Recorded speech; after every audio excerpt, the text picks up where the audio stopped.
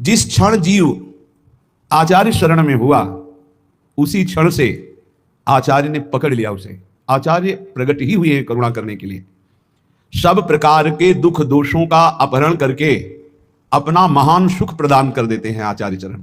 भगवत रसिक जी कहते हैं, जिस दिन से मैं स्वामी हरिदास जी की शरण में हुआ, स्वामी जी ने उसी दिन से अपना लिया और सारे दुख दोषों का हरण करके मुझे महान सुख प्रदान किया।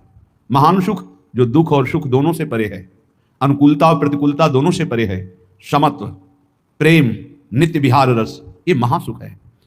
प्रायः हमारी मानुष बुद्धि होने के कारण जब अनुकूलता मिलती है तो लगता है गुरु की बड़ी कृपा है, आचार्य की बड़ी कृपा है, और जब प्रतिकूलता मिलती है तो लगता है शायद वो कृपा हट गई। तो इष्ट आचार्य गुरुदेव क्या स्वार्थी हैं? क्या अल्पज्ञ हैं? क्या वो राग द्वेष करते हैं? नहीं। जिनके चरणों का आश्रय लेने से परब्रह्म परमात्मा तत्व का बोध होता है, प्रियालाल का प्रेम प्राप्त होता है, उनमें अपना पराया कहां, राग द्वेष कहां? वहां तो एकमात्र शरणागति का निर्वाह है।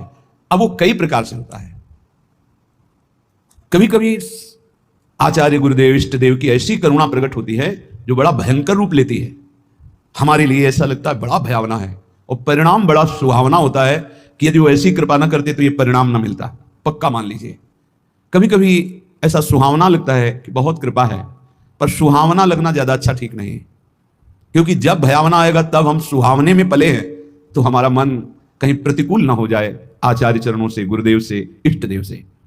इसलिए ये हृदय में चिंतन कीजिए कि आचार्य कृपा, गुरु कृपा, इष्ट कृपा ये एक ही है, और ये परम सुख प्रदान करती है। परम सुख जो ब्रह्मा के द्वारा रचा हुआ नहीं है। जिनके द्वारा ब्रह्मा रचे गए हैं उनका परम सुख, परमात्म सुख, भगवदानंद, प्रेमानंद ये प्राप्त होता है।